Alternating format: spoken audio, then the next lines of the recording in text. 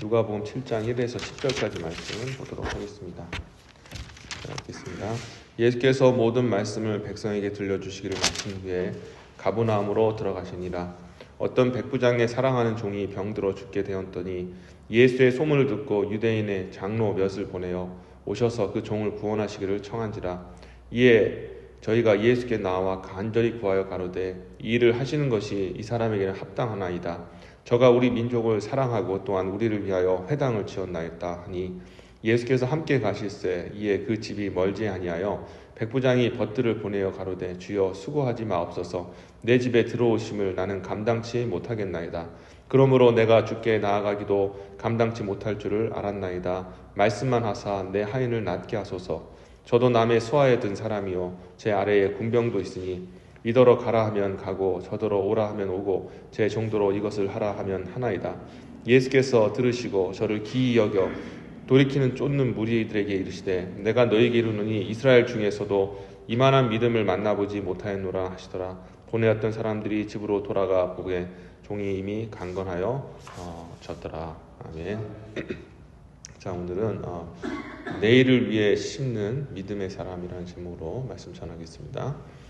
예수님이 가버나움에 가셨는데 그곳에 백부장이 있었습니다. 백부장은 이방인이고 또 그 당시 로마가 통치하고 있었기 때문에 통치하는 그런 사람이었습니다. 그러니까 이 이스라엘 백성들은 가뜩이나 이방인들을 좋아하지 않고 있는데 자기들을 또 통치하는 그런 외세의 이 통치자에 대해서 좋은 감정이 없었겠죠. 그런데 이 백부장만큼은 틀렸습니다. 사람들이 이 백부장의 하인이 병 들었다라는 것을 듣고 이 백부장이 정말 사랑하는 종이라는 것은 알았는데 보통은 그냥 참 사랑하는구나, 이 종을 사랑하는구나 그 정도로 그냥 생각하고 말 텐데 그의 동무들이 찾아가서 예수님께 직접 와서 이 사랑하는 우리의 그 사랑하는 그 백부장의 그가 사랑하는 그 종을 좀 고쳐주십시오라고 나설 정도면은 백부장을 얼마나 정말 사랑하고 아꼈는지 우리가 알 수가 있습니다. 자, 그런데 왜 이스라엘 사람들이 이방인들에 대해서 항상 그 기본적인 적대감이 있는 이스라엘 사람이 이 백부장을 어떻게 이렇게 사랑하고 그가 요청하지 않았음에도 불구하고 이렇게 정말 헌신을 다해서 도울 수 있었을까? 그 이유가 있는데 4절 5절입니다. 이에 저희가 예수께 나와 간절히 구하여 가로되 이 일을 하시는 것이 이 사람에게는 합당하나이다. 저가 우리 민족을 사랑하고 또한 우리를 위하여 회당을 지었나이다 하니라고 그렇게 이야기를 했습니다. 예수님, 우리가 직접 찾아와서 이 백부장의 하인의 종을 고쳐달라고 그렇게 요청을 했습니다. 근데 이렇게 해주시는 것이 이렇게 해주셨으면 좋겠습니다. 합당합니다라는 것을 좀 해주십시오라고 간곡히 부탁을 하는 거죠. 고쳐주십시오. 근데 그 이유가 있는데 이 사람이 우리 민족을 사랑하고 또 우리 민족을 위하여 이 회당을 지어줬습니다. 이 회당은 이제 유대인들이 지금 유대교에서 모여서 예배드렸던 곳인데 회당을 지어줬다라는 것은 이 유대교에 대해서 아주 호의적이고 많은 서포트를 한다라는 그런 생각을 이제 갖고 있었던 것입니다. 자, 이렇게 자기 민족을 위해서 애써준 그 백부장의 그 모습을 이제 예수님께서 이제 기특히 여기시고 가신 겁니다. 보통은 이제 가지 아니하시고 말로 이렇게 말씀을 하시기도 하지만 특별히 이제 왕림을 해주셨어요. 자, 그렇게 해서 이제 가시는 도중에 자, 갑자기 백부장의 벗들이 이제 찾아왔습니다. 주여 수고하지 마옵소서. 내 집에 들어오심을 나는 감당치 못하겠나이다 라고 하면서 예수님을 이제 만류하는 그런 모습을 보게 됩니다. 자, 그럴 때 이 백부장이 이제 직접 한 말은 아니고 이제 그 친구들을 통해서 이런 말을 한 겁니다. 아직 예수님하고 백부장하고 만나지는 않았어요. 자, 그러므로 내가 주께 나아가기도 감당치 못할 줄을 알았나이다. 말씀만 하사 내 하인을 낫게 하소서. 저도 남의 수하에 든 사람이요 제 아래에 군병도 있으니 이더러 가라 하면 가고 저더러 오라 하면 오고 제 정도로 이것을 하라 하면 하나이다. 예수께서 들으시고 저를 기이 여겨 돌이키사 쫓는 무리에게 이르시되 내가 너에게 이르노니 이스라엘 중에서도 이만한 믿음을 만나보지 못하였노라 하시더라 라고 그렇게 말씀하셨습니다. 오시지도 않아, 그러니까 다 만나지도 않았음에도 불구하고 사람을 보내서 예수님 오시는 것이 제가 감당을 못하겠습니다. 예수님을 그렇게 높여드린 것이죠. 그러면서 말씀만으로도 그렇게 고쳐질 줄 믿습니다라고 그렇게 이야기를 한 겁니다. 자, 그런데 우리가 이 백부장의 이야기를 지금 잠깐 살펴보았는데, 이 백부장의 이야기를 통해서 두 가지 귀한 교훈을 얻을 수가 있습니다. 첫 번째는 무엇이냐면, 우리도 신앙생활할 때 항상 기억해야 될 게 뭐냐면, 심는 대로 거두는 것이 하나님의 뜻이다라는 것을 기억해야 합니다. 백부장은 이방인이고, 아까 처음에 말씀드렸던 것처럼 이스라엘 사람들은 이방인에 대한 무조건적인 그런 적개심이 있었습니다. 그것을 깨기가 참 쉽지가 않아요. 예, 날 때부터, 태어난 때부터 가지고 자라는 어떤 그런 본성과 같은 그런 이방인들에 대한 적개심, 이게 바뀌어서 그를 위해 사랑하고 그를 위해서 애써준다? 이건 진짜 대단한 겁니다. 근데 그렇게 할 수 있었던 이유는 이 백부장이 이 이스라엘 사람들, 유대인들을 위해서 자기 나름대로 최선을 다해서 그들을 섬기고 사랑했기 때문이라는 것이죠. 하나님께서, 이게 당연한 세상의 원리이기도 하지만 하나님의 원리는 간단합니다. 심는 대로 거둔다라는 것이죠. 마태복음 5장 7절 말씀에 보면 긍휼히 여기는 자는 복이 있나니 저희가 긍휼히 여김을 받을 것이며 라고 말씀하셨어요. 너희가 긍휼히 여김을 받기를 원하느냐? 그러려면 먼저 남을 긍휼히 여기는 것이 있어야 된다. 긍휼을 심어야 긍휼을 얻는다라고 말씀하셨어요. 갈라디아서 6장 7절 말씀, 스스로 속이지 말라. 하나님은 만울이 여기심을 받지 아니하시라니 사람이 무엇이든지 심든지 그대로 거두리라 라고 말씀하셨습니다. 만울이 여긴다라는 것은 하나님 업신 여기지 마라, 하나님 무시하지 마라, 하나님이 그냥 심지도 않았는데 그냥 주시는 분이라고 생각하는 그 자체가 하나님을 무시하는 것이다, 하나님을 만울이 여기는 것이다 라고 얘기하고 있는 겁니다. 이것은 반드시 하나님은 심는 대로 거두게 하시는 분이시다 라는 것을 말씀하고 있는 것이죠. 자, 그래서 예수님이 마태복음 10장 32절과 33절에서 이런 말씀하셨잖아요. 누구든지 사람 앞에서 나를 시인하면 나도 하늘에 계신 내 아버지 앞에서 저를 시인할 것이요, 누구든지 사람 앞에서 나를 부인하면 나도 하늘에 계신 내 아버지 앞에서 저를 부인하더라. 아멘. 예수님의 말씀입니다.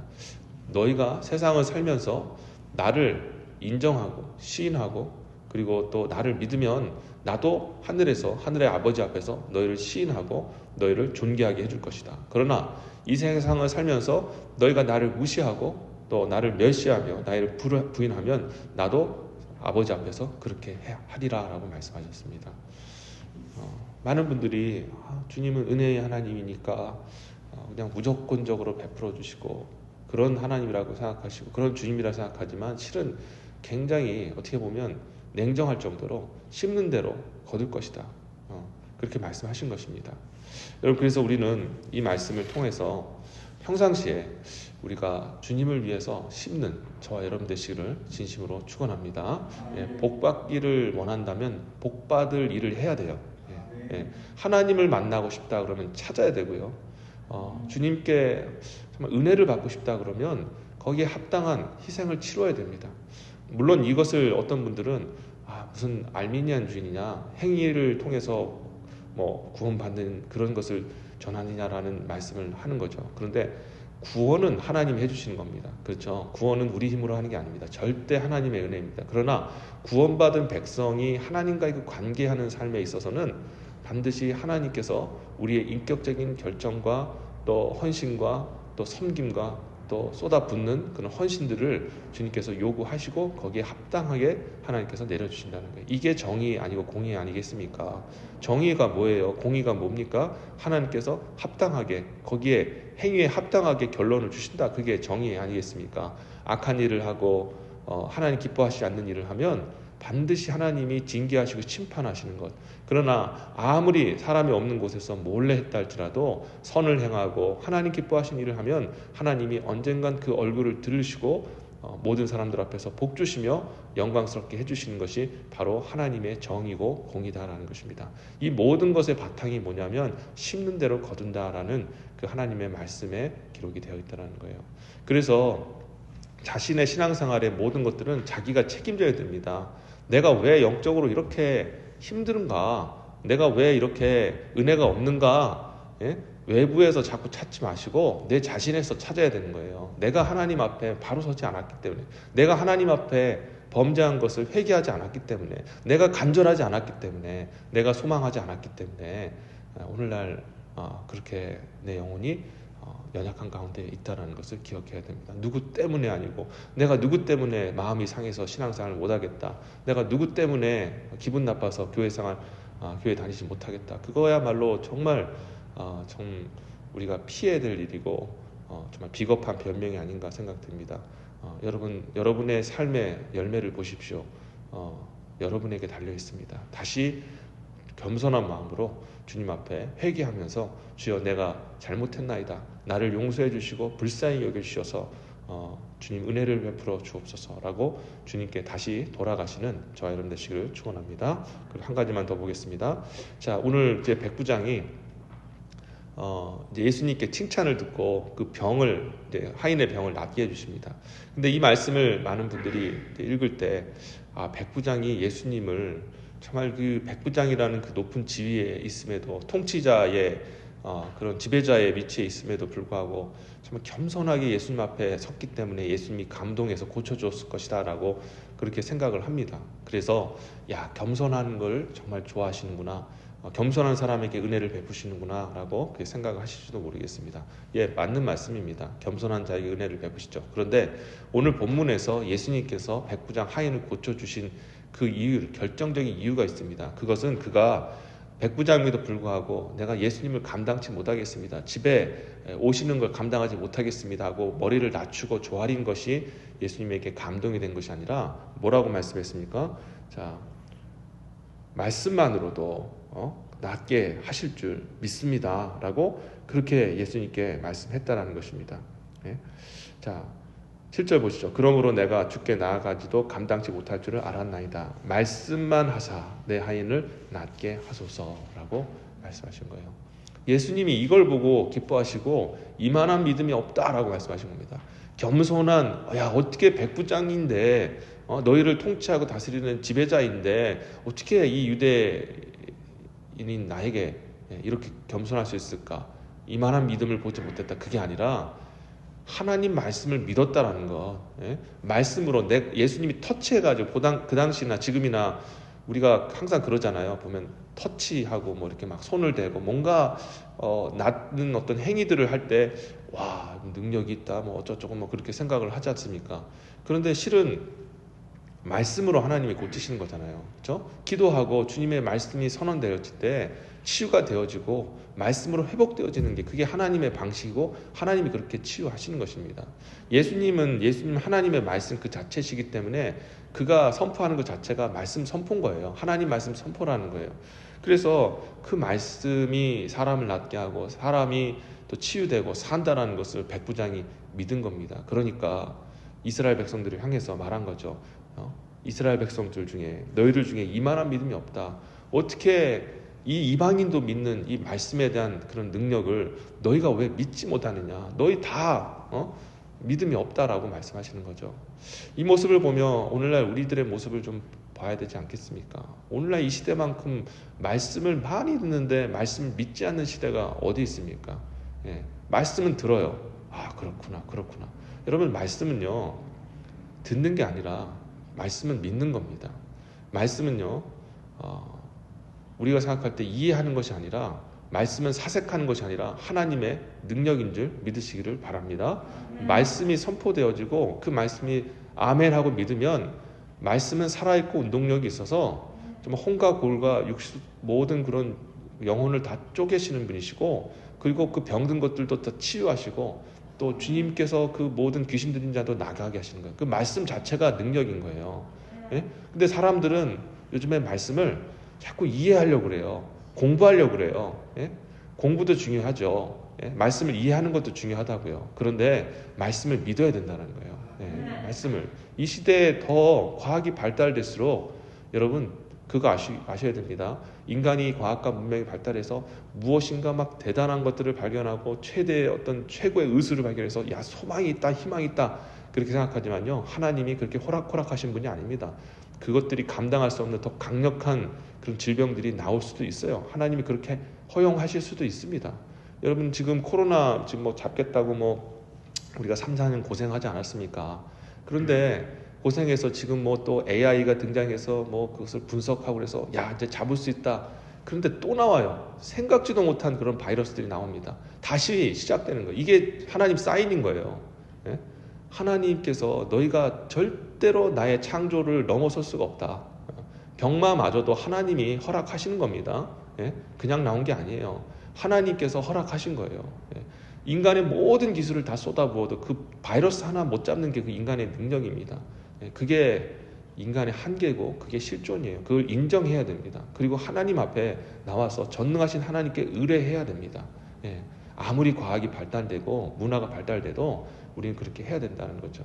그런데 요즘 사람들이 자꾸 머리만 커져서 하나님의 말씀을 믿으려 하지 않냐고 이해하려고만 하고 그것을 가지고 어떤 지적인 향유만 하려고 하는 그런 모습 속에 어떻게 하나님의 능력이 나타날 수 있겠느냐라는 것이죠. 여러분 제일 먼저 하나님의 음성을 듣고 여러분 아멘 하시기를 축원합니다. 네. 그래서 특별히 하나님께서 이 시대에도 앞으로도 마찬가지입니다. 예수님이 오시는 그날까지 하나님께서 종을 통하여서 여러분 말씀은요 귀로 듣는 거예요. 예? 복음은 귀로 듣고 나서 그 귀로 듣는 것이 마음을 역사하여 그 들리는 음성으로 예? 하나님이 처음에 빛이 있으라고 음성으로 세상을 창조하신 것처럼 음성으로 하나님이 역사하시는 겁니다. 하나님의 말씀을 들어야 돼요. 예? 설교자가 전하는 그 말씀을 아멘하고 믿을 때 그것이 여러분 마음속에 역사하며 하나님의 능력으로 나타나는 것입니다. 물론 읽는 것도 역사가 나타납니다. 그걸 제가 부인하는 것 절대 아닙니다. 그런데 읽는 것도 중요하지만 여러분 들으셔야 되는 거예요. 예, 들으셔야 됩니다. 말씀을 듣고 그리합니다. 믿습니다라고 고백할 때 그때 하나님께서 역사하시는 줄 믿으시기를 바랍니다. 이제 말씀을 맺겠습니다. 이 시대의 이 백부장의 이 메시지는 우리에게 큰 도전과 또 우리에게 사명을 줍니다. 심어야 됩니다. 절대 다른 사람 탓하지 마시고 내 믿음은 내가 지금 현재 내 믿음의 현주소는 내 책임이다라는 그 마음을 가지고 하나님 앞에 여러분들이 무릎을 꿇고 하나님께 나오는 저와 여러분 되시기를 진심으로 바랍니다. 대가를 치러야 하나님 은혜를 주십니다. 그게 하나님이 만드신 창조의 원리이고 섭리의 방식입니다. 그리고 여러분 믿음으로 살게 되시길 바랍니다. 특별히 말씀을 믿는 믿음으로 사세요. 말씀은 사색하는 거 아닙니다. 말씀은 지식이 아닙니다. 말씀은 하나님의 능력입니다. 그대로 될 줄 믿고 기대하고 소망하고 바라며 나갈 때 그것이 하나님의 능력으로 나타나 내 삶을 변화시키는 것입니다. 오늘 이것을 기억하시면서 말씀으로 승리하시는 저와 여러분 되시기를 주 여러분 축원합니다. 아멘. 기도하겠습니다. 하나님 감사합니다. 오늘 백부장의 모습을 통하여서 이 시대에 우리가 무엇을 하나님 온전치 못하게 하며 살아가고 있는지를 알게 하셔서 감사합니다. 하나님 아버지, 하나님 심는 대로 거둔다. 그게 바로 하나님의 뜻이다라는 것을 알려주셔서 감사드립니다. 아버지 하나님, 오늘날 나의 믿음이 내 책임이라는 것, 아버지 다른 누구의 책임도 아니고 환경 탓도 아니고 내 책임이라는 것을 기억하게 하시고 하나님 앞에 오늘 내가 회개하고 바로 서는 우리 성도들 되게 하여 주시옵소서. 하나님 아버지여, 무엇보다 하나님이 기뻐하시는 믿음은 말씀을 믿는 믿음인 줄 믿습니다. 하나님의 말씀을 믿게 하소서. 아버지 하나님의 말씀, 정말 그 말씀이 내 안에 선포되어질 때 아멘 그리 될 줄 믿습니다. 그리고 그것을 순종하며 그대로 행하며 나가는 그런 성도들 되어질 때 하나님 그 삶 속에 복이 있게 하시고 하나님의 능력과 권세가 나타날 수 있도록 주님 도와주시옵소서. 아버지 감사합니다. 오늘도 승리하는 복된 삶을 살기를 간절히 소망하고 이 모든 말씀 예수 그리스도의 이름으로 기도드립니다. 아멘.